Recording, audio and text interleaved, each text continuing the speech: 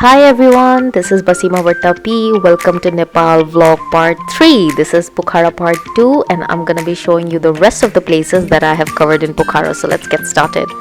So as I said, this is Pokhara day 2 and we were in Pokhara for a long time. So we have visited a lot of places. Day 2 was the most productive day. We have visited 7 places, so it was not possible to show it in one vlog because it was getting bigger. So I thought that I would split it. So yeah, last vlog, if you haven't seen it, please watch it. I showed you Fiwa Lake. So this is the second thing that we visited. That's the International Museum, Mountain Museum, and the entry fee is 100 rupees for the Nepalis, 250 for the Sark foreigners, and 500 for the rest of the foreigners.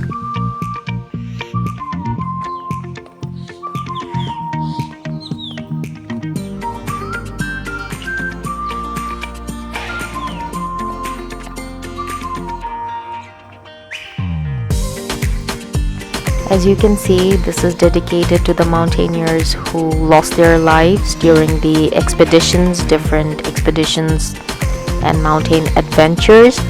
So yeah, overall, regarding visiting the museums, I know some people are probably not that much interested in history and they think about, seeing outside rather than going somewhere like, inside the building or a museum overall. And I get it, I also feel sometimes like that. But what I have learned is that if you want to know about a country, and usually if you are a tourist, you go there for a very short time, right? So if you are going in a country and if you want to know more about their culture in a very short time and have a overall idea about what is their history, what they did, how they're like, different people, different culture have different approach, food, clothes. So I think museum is the best place to have a quick idea about everything. So yes, it's definitely worth visiting.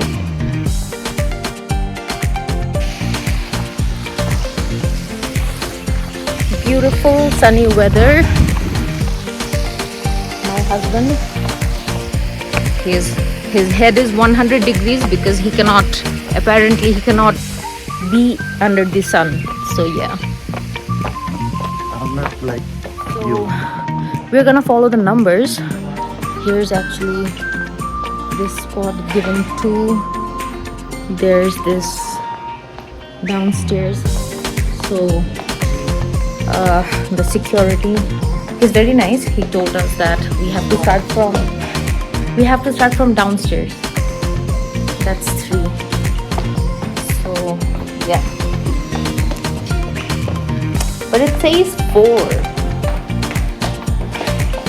I don't know, we are heading towards the right direction, but yeah, let's start. Oh, it says start from here, so yeah, good to go. Let's go. So basically these are the Thakali people. If I'm butchering the name, the pronunciation is wrong, I apologize for that. So yeah, these are basically, I think they covered all the traditional things, and the indigenous people, they have the tribal people. As you can see, so many things they used to use.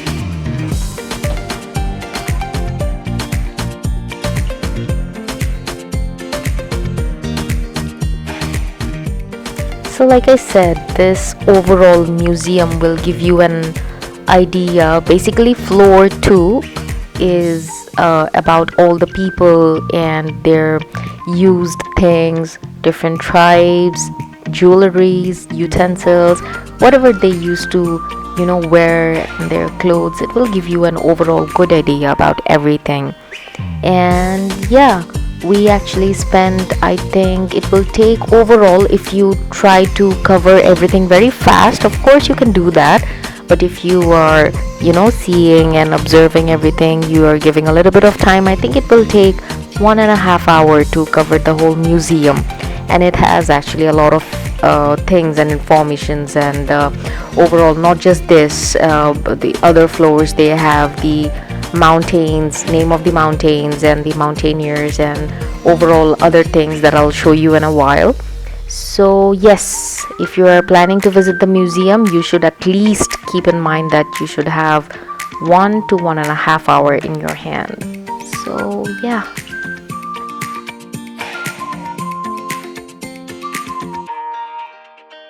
As you can see, they have in one side of the museum, they have this board slash card thingy, where in one side of the card they have this questions, and on the other side they have the answers. So this is overall very interesting. I haven't seen it before in any museum, probably in my country or any other country that I have visited, but yeah, this was actually really interesting. So I found it very informative and fun way to learn. So yeah, that's that.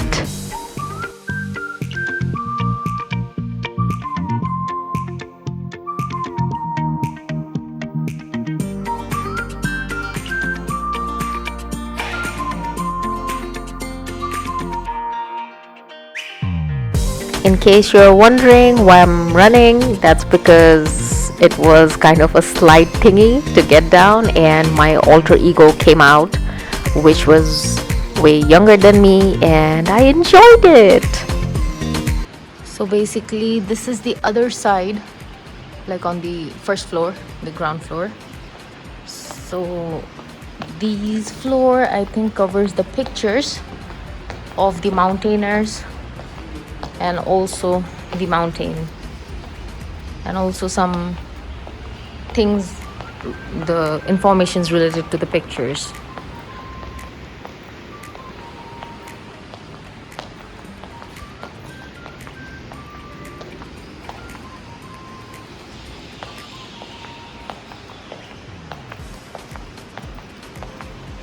Some concerning facts. The warming trend in Asia. These are some of the, I think, cool things that are used while you're climbing. Some of the tools and gears, some ropes, and how the ties and the knots should be, different type of knots.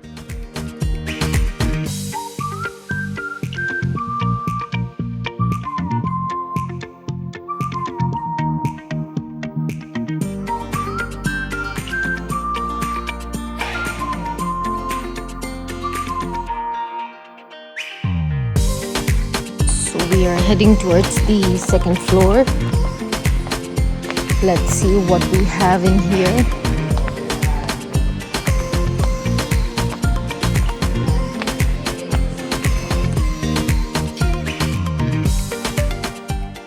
So this is the last room of this museum that we visited, and as you can see, it has different statues of gods and also beautiful detailed worked furnitures, gods paintings and pictures imprinted on it. So yeah, overall it was a very nice experience, and we had a lot of fun visiting the museum.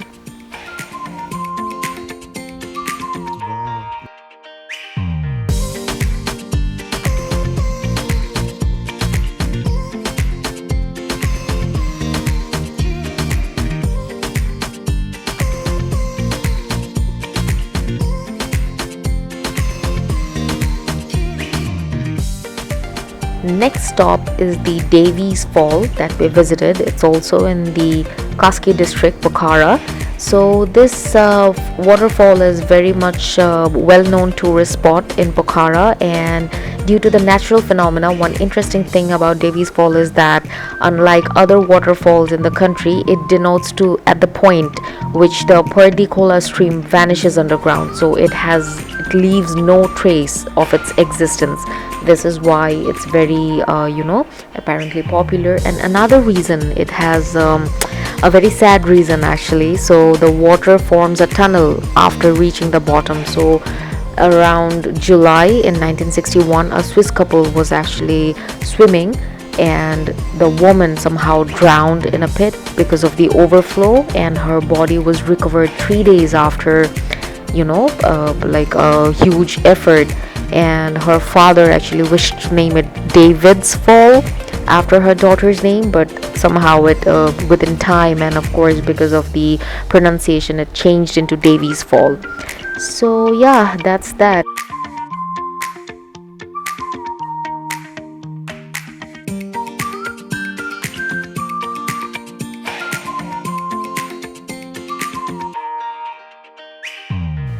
This is actually my second time that I am visiting this Devi's Fall. So the first time I actually had the opportunity to visit this place with my parents, and during that time what I saw is that, probably I don't remember exactly during what time of the year we visited, but the overall water flow was so like heavy and so much water in the fall. But this time when I'm visiting, it was not monsoon season, it was actually summer. So probably for that reason, you can also see in a while, you'll see that the water flow of the overall stream, and it was not that heavy, and the water, it was not that much. But that's probably because of the, like I said, it was not the monsoon season. A lot of things matter. So yeah, that's the biggest difference that I have spotted.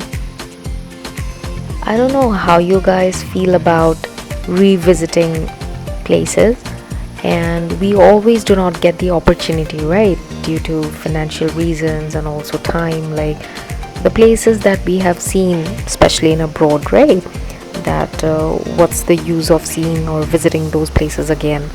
But I don't know, I personally feel very excited, though I have seen those places, but it brings back the old memories and adds some new memories in the album of my, I don't know, I feel really great. So yeah.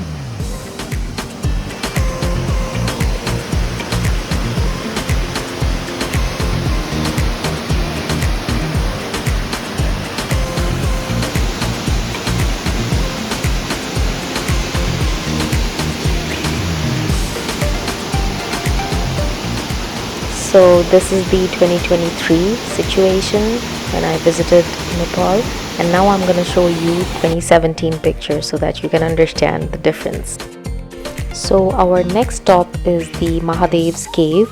As you can see, there are local shops outside for souvenirs, but you have to bargain a little bit for buying and overall, to get the souvenirs. Anyways, so this is the Mahadev's cave, is actually right at the opposite of the Devi's Fall, and it's said that the waterfall, the water that from the Devi's Fall, it actually passes through this Gupteshwor Mahadev temple or cave, and it's one of the most Nepal's famous caves, and it's also rumored to be the longest caves in Nepal, which is 2,950 meters. The entrance of this cave was not discovered until, not constructed until 1991, but this was actually discovered in the 16th century. And it is said that these has actually two chambers, the cave, and there are several shrines located throughout, and the largest of the shrines is dedicated to Shiva. So yeah, these are the main things, and also filming inside the cave is not allowed, so I have actually covered the outside of the cave, though at the last point of the cave you can take some pictures, most people take some videos, and there's also well lit place. So yeah.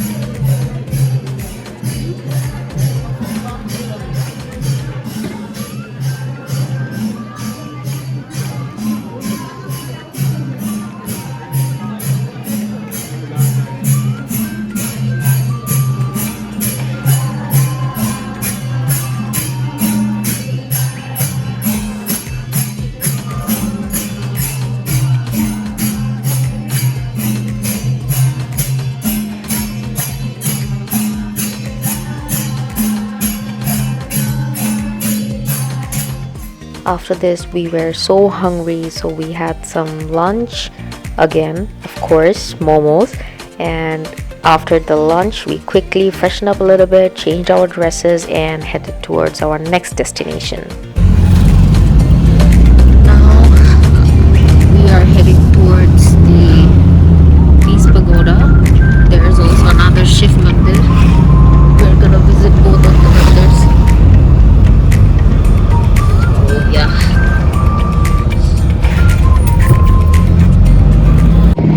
We're in a taxi we hired. So it's 2,500 dirham from inside Pokhara main taxi stand to there. So yeah, it's gonna take 40 to 45 minutes. We just had lunch. Today we had a different type of momo. We had seafood, which was thicker gravy. It was very nice, and also the usual chicken seafood. So after having lunch, we are heading towards the World Peace Pagoda or the White Stupa. So yeah, let's go.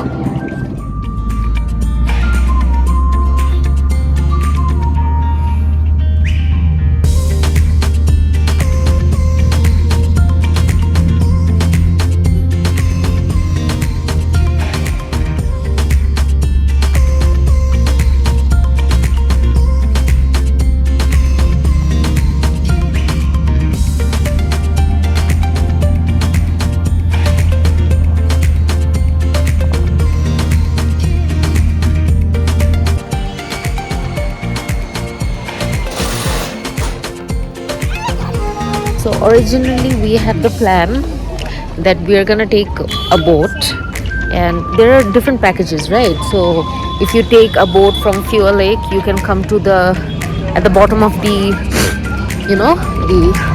Mahadev temple, and you can trek and get here.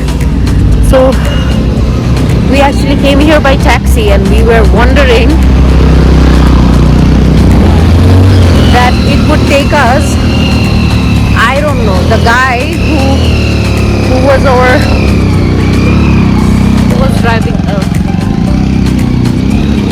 boat driver.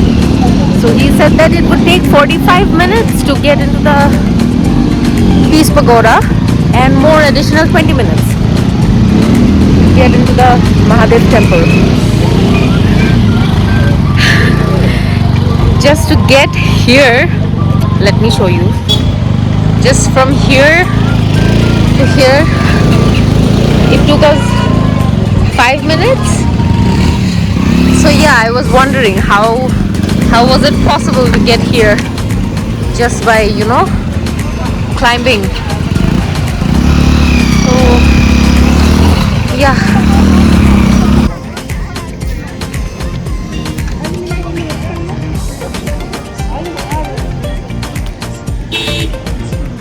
I'm still wondering how would we get here. It would take me, I don't know. I think the boat would have dropped us there, right? This place. And we had to climb all the way up here. I don't know if it's possible to understand, but this is crazy. It was never possible, I don't know. But people are doing it. It's not possible by me. For me, it's not possible. So after all the complaints, let's hear a little bit about this place. It's actually in the height of 1500 meter above the sea level, and this statue is the second tallest statue of Shiva in Nepal, of course after the Kailashnath Mahadev statue.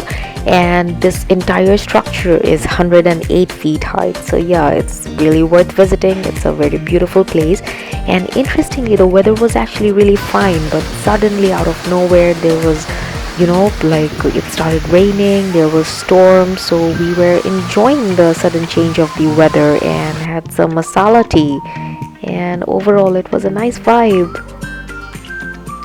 So our next stop is the Pokhara Shanti Stupa, or known as the World Peace Pagoda, and it's actually situated in 1100 meters, so technically the location is a little bit lower than the Shiva statue. And it's also a very famous tourist attraction because it gives you an overall panoramic view of the Annapurna range, Pokhara city and the Fiwa lake. But unfortunately taking videos is not allowed because it's understandable, it's a religious place. So yeah, be a little bit quiet and respectable when you are there, and you're good to go. It's a nice place and please do visit. So after that we quickly went to the hotel, again freshen up a little bit as it was a long day, and then got out to have a little bit of evening walk and also our dinner. And as this was the last night in Pokhara, we wanted to just have a little bit of quiet time and enjoy the nightlife in Pokhara. And the weather was really windy, a little bit of chilly, like giving a cold vibe. So yeah, had some ice cream and that was it. That was our last time in Pokhara.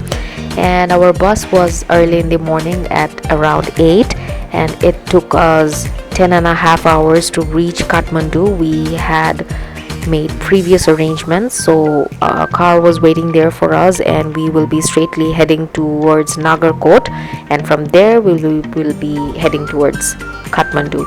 So yeah, that's about it. I hope you enjoyed this video. On the last part of my Nepal vlog, that will be vlog number 4, I will be covering Kathmandu city tour and also the Nagarkot sunrise. So hope you enjoyed this video. Please stay with me, and if you enjoyed it, please like and subscribe. Love you.